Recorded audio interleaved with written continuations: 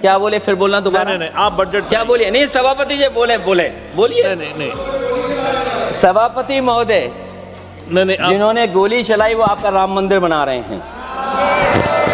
सभापति महोदय, जिन्होंने गोली चलवाई वो राम मंदिर बनवा रहे हैं। अगर कुछ पता ना हो तो जाकर के पूछ लेना, पता कर लेना। आधी अधूरी जानकारी के साथ मत आया करो यहाँ पर। सभापति महोदय, केवल चुनाव जीतने के लिए सोचिए। एक 72 साल के बुजुर्ग पर मोईद खान साहब, आप जानते होंगे आपके क्षेत्र में, मदरसा टाउन एरिया। सभापति महोदय, बीजेपी का लक्ष्य केवल है चुनाव जीतना। इन आंकड़ों से क्या मतलब? और आंकड़ों के अगर ये ठीक आंकड़े होते सभापति महोदय, तो इन्होंने कहा था कि बुलेट ट्रेन हम 1 लाख करोड़ की बनाएंगे। आज बुलेट ट्रेन 2 लाख करोड़ की कैसे हो गई? सभापति महोदय, कहा कि हम 1 लाख करोड़ में बनाएंगे बुलेट ट्रेन। और बुलेट ट्रेन केवल संपन्न स्टेटों में क्यों?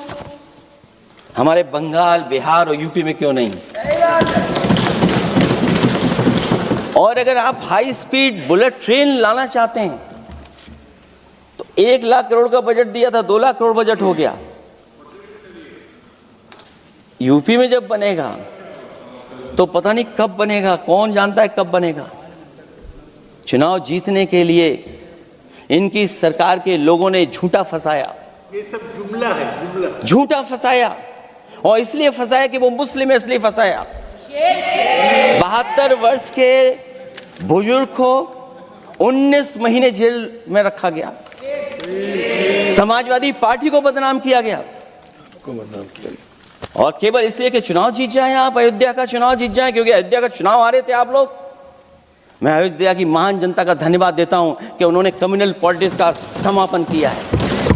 वो विकास के रास्ते पे जाना चाहते हो। मैंने पहले भी कहा, फिर कहता हूं, आपका विकास अयोध्या का तो मैं जानता हूं कैसा है, क्योंकि लोगों ने काशी को क्यूटिव बनते नहीं देख पाए। अगर हम सब सदस्य हैं और हमारे प्रधान सांसद के संसदीय क्षेत्र को अगर हम क्यूटिव न बना पाए, आप विरासत मिटा रहे हैं। वहां पर कई सौ पुरानी दाल मंडी, जिसमें केवल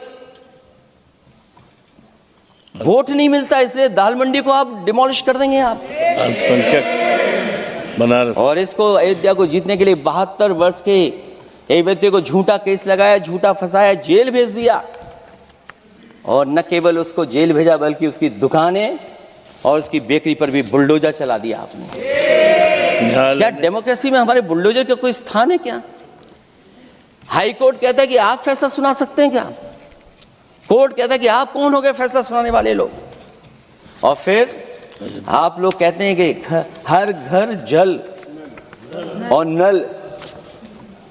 सभापति महोदय, इन्हीं के विधायक ने मंत्री जी को घेर लिया। इन्हीं के विधायक ने मंत्री जी का अपहरण कर लिया। और ये कहते हैं कि हम तो, हमारे कोई अराजकता नहीं है। ये कहते हैं इन्वेस्टमेंट लाएंगे, हम एमओयू साइन करेंगे। सभापति महोदय, देश के प्रधानमंत्री, देश के सबसे बड़े उद्योगपति उत्तर प्रदेश पहुंचे थे। एमओयू साइन किए गए, लाखों करोड़ के एमओयू साइन हुए। और एमओयू साइन होने के बाद जमीन पर कितना उतरा ये बताए सरकार। एमओयू के बाद सरकार बताए कितना जमीन पर उतरा है। इन्होंने जब कश्मीर का 370 हटा रहे थे सभापति महोदय, हाँ ना, बजट ही है ये एमओयू में, क्योंकि इंसेंटिव अगर नहीं देंगे तो कौन आपका इन्वेस्टमेंट लाएगा? ये राज्य का विषय नहीं है सभापति, राज्य से प्रधानमंत्री आते हैं। और आपने ये कहा कि प्रधानमंत्री के क्षेत्र में, हमने देश में कहा कि हमने 1000 किलोमीटर मेट्रो बिछाई है। आपने देश के प्रधानमंत्री के क्षेत्र में क्यों नहीं मेट्रो बिछाई? क्यों नहीं बिछाई आपने? आपने देश के प्रधानमंत्री के क्षेत्र को एक्सप्रेस वे से क्यों नहीं जोड़ा आपने? क्योंकि आपके पास बजट नहीं है। अटल बिहारी वाजपेयी जी के आपने नाम से एक्सप्रेस वे क्यों नहीं बनाया, बताइए आप? ये बजट नहीं है आपके पास।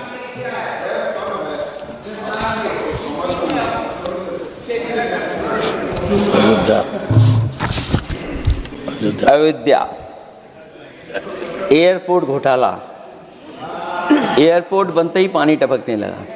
एयरपोर्ट तो दिल्ली का है, बजट तो दिल्ली ने दिया होगा। अयोध्या रेलवे स्टेशन, हमारे कन्नौज का रेलवे स्टेशन बनते ही गिर गया, और गिरने के बाद अभी तक नहीं बन पाया। तो ये बजट का हिस्सा नहीं है क्या? आप वाटरवेज बात कर रहे हैं, गंगा साफ नहीं है, आप पानी का जहाज कहां ले जाएंगे? बिहार में जाकर के रुक जाएगा। पिछली बार भी एक पानी का जहाज चला था, बनारस से जाते ही बिहार में रुक गया, जाकर के पटना भी नहीं पहुंच पाया। Rampath, sewer line smart city का हिस्सा है।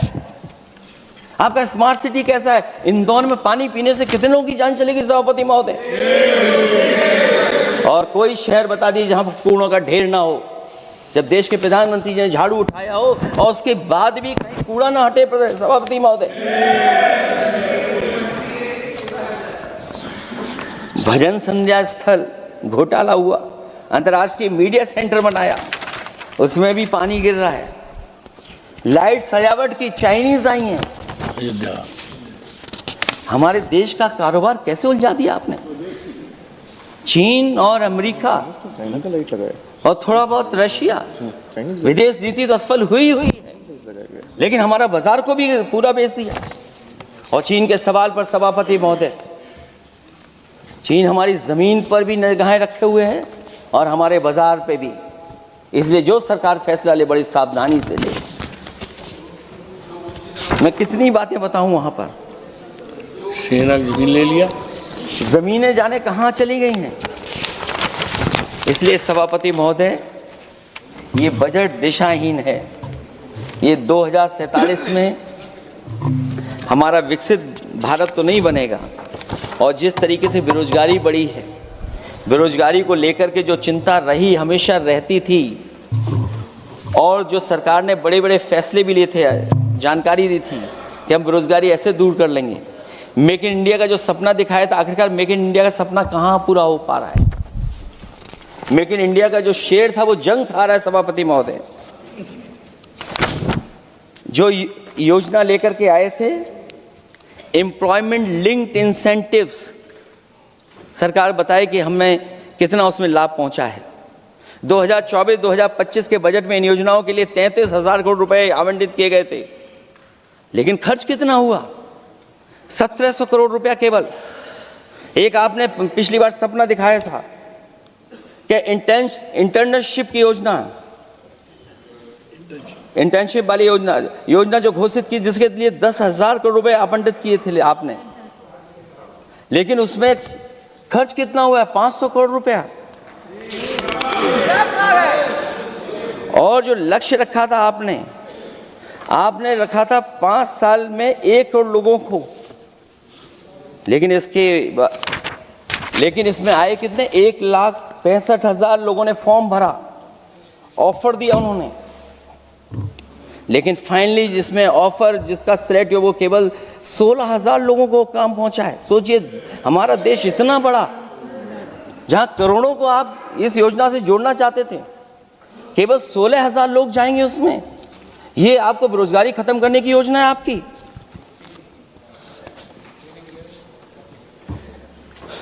माननीय वित्त मंत्री जी के सदन के सामने स्थिति स्पष्ट करनी चाहिए कि मनरेगा एक महत्वपूर्ण योजना थी जिसमें गरीबों को ग्राम स्तर पर रोजगार मिलता था, राइट टू वर्क के अनुसार थी।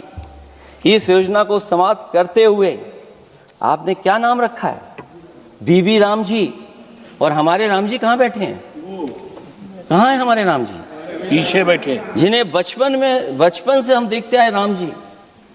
ये हमारी खुशकिस्मती है कि राम जी सदन में बैठे हैं, लेकिन आप राम जी का अपमान कर रहे हैं। आपको उनको यहाँ नहीं बैठा सकते, आपको यहाँ बैठाना चाहिए नंबर 2 पर।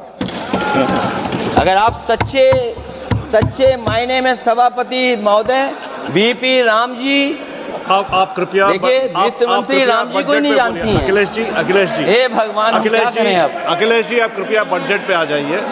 आप कृपया बजट पे आ जाइए अखिलेश जी। सभापति महोदय, बजट पे आइए, बजट पे आइए।